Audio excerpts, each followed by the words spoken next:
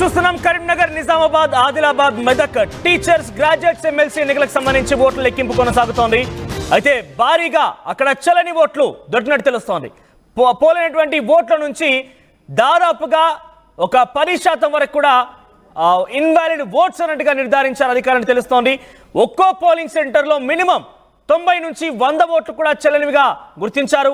అయితే ఆ చెల్లని ఓట్లను భారీగా నమోదు కావడంతో అభ్యర్థుల్లో కొంత ఆందోళన వ్యక్తమవుతోంది.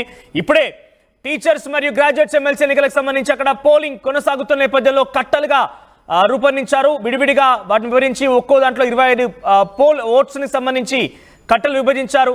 సో ఎన్నికల ఓటింగ్ సంబంధించి ఏ రకంగా అయితే రసవత్తరంగా సాగిందో పోలింగ్ కూడా అదే స్థాయిలో జరిగింది. ఆ తర్వాత ఇప్పుడు ఎన్నికలు కూడా అదే స్థాయిలో ఆందోళన వ్యక్తమవుతోంది. చెల్లని ఓట్లు ఎవరిపై ప్రభావం చూపిస్తానో ఆందోళన వ్యక్తమవుతోంది. చూడొచ్చు ఆర్టీవీ స్క్రీన్ పైన ఆ ఓట్లకు బ్యాలెట్ పత్రాలన్నీ కూడా ఆ డబ్బాల నుంచి నింపి ఉన్నాయి. ఆ డబ్బాల నుంచి ఆ ఓట్లని బ్యాలెట్ పేపర్లను తీసి 25 బ్యాలెట్స్ని ఒక పేపర్గా ఒక కట్టగా విభజిస్తూ ఉన్నారు. సో మొదటి ప్రాధాన్యత ఓట్లు రావడానికి సుమారుగా అర్ధరాత్రి లేదా రేపు ఉదయమైన ఆశ్చర్యపోవాల్సిన పని లేదు. గ్రాడ్యుయేట్స్ ఎమ్మెల్సీ విషయానికి వస్తే కనుక టీచర్స్ ఎమ్మెల్సీ విషయానికి వస్తే కొంత సాయంత్రానికల్లా ఒక అంశం కొలికి వచ్చే అవకాశం ఉంది. సో దీనికి సంబంధించి మరిన్ని అప్డేట్స్ చంద్రశేఖర్ అందిస్తారు. చంద్రశేఖర్, ఏం జరుగుతోంది?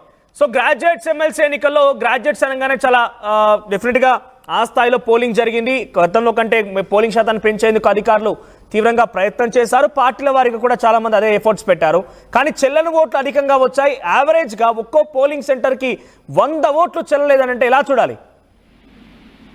ఎస్ మనోజ్, ఎన్నికల సంఘం కాస్త అవేర్నెస్ క్రియేట్ చేస్తే బాగుంటుంది. లేదంటే అభ్యర్థులైనా ఓటు వేయమని ప్రాధాన్యపడడం ఎంత ముఖ్యమో ఆ ఓటు ఎలా వేయాలి అనే దాని మీద కొద్దిగా క్లాసెస్ తీసుకొని చైతన్యం పరచాల్సినటువంటి అవసరం ఉండే అనే అభిప్రాయం వ్యక్తం చేస్తున్నారు. మీరు అన్నట్టుగా పట్టభద్రుల నియోజకవర్గము అలాగే ఉపాధ్యాయ నియోజకవర్గం, సహజంగా ఉపాధ్యాయ నియోజకవర్గంలో టిక్ మార్క్ పెట్టడము, సంతకాలు చేయడం లాంటివి కూడా చేయడం జరిగింది. దీంతో చాలా ఆసక్తికరమైనటువంటి విషయం పైన చర్చ జరుగుతుంది. దీన్ని ఇంత అధ్వానంగా ఓటు వేస్తారా, ఇన్ని ఓట్లు చెల్లకుండా పోతే ఇది అభ్యర్థి యొక్క భవితవ్యాన్ని తారుమారు చేసేటువంటి అవకాశాలు కూడా ఉన్నాయని చెప్పేసి అభిప్రాయం వ్యక్తం చేస్తున్నారు.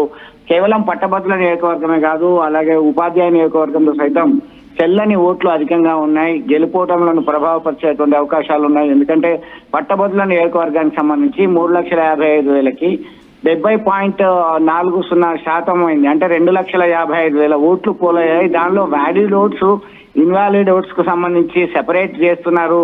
చెల్లిన ఓట్లకు సంబంధించినవి, చెల్లనివి రెండు వేర్వేరుగా బండిల్స్ కడుతున్నారు. మరికొద్ది సేపట్లో ఉపాధ్యాయ నియోజకవర్గానికి సంబంధించినటువంటి ఈ కట్టలు కట్టేటువంటి ప్రక్రియ పూర్తవుతుంది.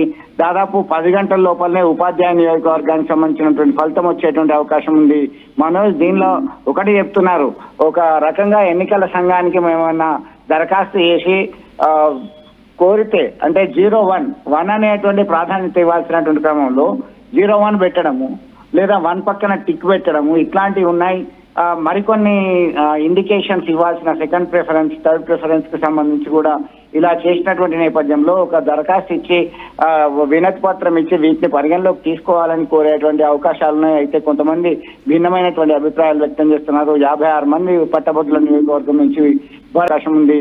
మనోజ్, దీనిలో ఒకటి చెప్తున్నారు, ఒక రకంగా ఎన్నికల సంఘానికి మేమన్నా దరఖాస్తు చేసి కోరితే అంటే 01 అనేటువంటి ప్రాధాన్యత ఇవ్వాల్సినటువంటి క్రమంలో 01 పెట్టడము లేదా 1 పక్కన టిక్ పెట్టడము ఇట్లాంటివి ఉన్నాయి. మరికొన్ని ఇండికేషన్స్ ఇవ్వాల్సిన సెకండ్ ప్రిఫరెన్స్, థర్డ్ ప్రిఫరెన్స్ కి సంబంధించి కూడా ఇలా చేసినటువంటి నేపథ్యంలో ఒక దరఖాస్తు ఇచ్చి వినతి పత్రం ఇచ్చి వీటిని పరిగణలోకి తీసుకోవాలని కోరేటువంటి అవకాశాలున్నాయి. అయితే కొంతమంది భిన్నమైనటువంటి అభిప్రాయాలు వ్యక్తం చేస్తున్నారు. 56 మంది పట్టభద్రుల నియోజకవర్గం నుంచి బరిలో ఉన్నటువంటి నేపథ్యం, ఉపాధ్యాయులకు సంబంధించి 15 మంది బరిలో ఉన్నటువంటి నేపథ్యం. ఇక్కడ పట్టభద్రులకు సంబంధించినటువంటి ఫలితాలకి సంబంధించినటువంటి అంచనా ట్రయాంగిల్ కాంపిటీషన్ కనబడుతుంది. త్రిముఖ పోటీలో గెలిచేదెవరు, ఓటేదెవరు అనేటువంటి చర్చ చాలా బలంగా కొనసాగుతుంది. ఇక ఉపాధ్యాయ నియోజకవర్గం నుంచి భారతీయ జనతా పార్టీ అభ్యర్థి మల్క కొమరయ్య విజయం దాదాపు ఖాయమైందని చెప్పొచ్చు. మనోజ్, రైట్, గ్రాడ్యుయేట్స్ ఎమ్మెల్సీ ఎన్నికలకు సంబంధించి సో మొదటి ప్రాధాన్యత ఓట్ల లెక్కింపు ఎలా కొనసాగుతోంది? దీని రిజల్ట్ అంటే మొదటి ప్రాధాన్యత రిజల్ట్ వచ్చేసరికి ఎంత సమయం పట్టొచ్చు? గ్రాడ్యుయేట్స్ ఓట్లకు సంబంధించిన 21 టేబుల్ ఉన్నాయి. ప్రతిదీ కూడా 25 ఓట్లకి బ్యాలెట్ పేపర్లకు సంబంధించి ఒక కట్ట చొప్పున, అంటే ఒక టేబుల్ కి 1000 ఓట్లు చొప్పు 1000 బ్యాలెట్ల లాగా వేస్తారు. దీనిలో భాగంగా ఈ కట్టెలు కట్టేటువంటిది అంటే ముందుగా వ్యాలిడ్ ఇన్వాలిడ్ చెల్లిన ఓట్లు చెల్లని ఓట్లు అనే దాని మీద సెపరేటిజం జరుగుతుంది. దీనిలో భాగంగా అత్యధిక ఓట్లు ఓటింగ్ పర్సెంటేజ్ సైతం నమోదు కావడంతో దాదాపు రాత్రి 10 గంటల వరకు ఈ ప్రక్రియనే కొనసాగుతుంది. ఏది కట్టెలు కట్టేటువంటి ప్రక్రియ 21 టేబుల్ కి వేయడము, సెపరేట్ చేయడము, సెగ్రిగేట్ చేసి కౌంటింగ్ కి సిద్ధం అని చెప్పి చెప్పడానికి సమయమే పడుతుంది తప్ప ఇంకా ఓట్ల లెక్కింపు వరకు రాదు. ఎందుకంటే ఉదయం 6 గంటల